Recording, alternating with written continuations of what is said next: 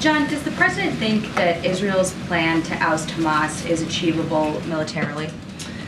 The president believes, because he's seen it on our own, on the efforts to go after ISIS and after al-Qaeda, that it is absolutely possible, through military and other means, to disrupt and degrade, if not decimate, a terrorist network's ability to resource itself, to plan, to operate and execute attacks. We're not going to, again, characterize or analyze publicly Israeli war plans. They should be the ones speaking to that.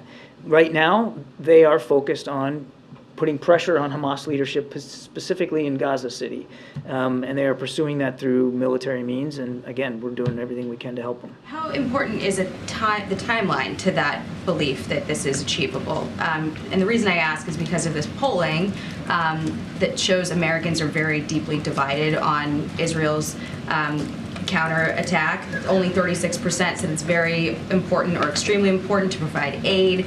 40% of Americans said the military response has gone too far, and among Democrats, that number is 58%. So is he at all concerned about backsliding in support for this mission among key constituencies of his base?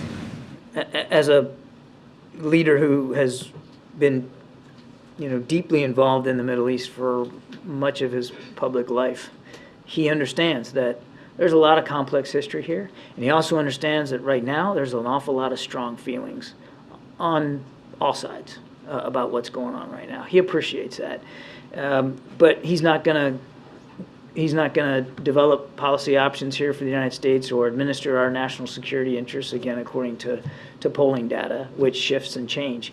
He's going to do it based on principles, based on a firm belief in Israel's right to exist as a nation and the Israeli people right to live in peace and security, as well as the Palestinians. And that's going to govern how he makes his decisions with respect to protecting our national interests, to include, Jackie, his firm belief that in the promise of a two-state solution and how we can't abandon that. Will you send American troops into Gaza to get American hostages? There are no plans to put American troops on the ground in combat in this fight, and we are pursuing a series of steps, largely through negotiations, to get our hostages out. Thank you, Kirby.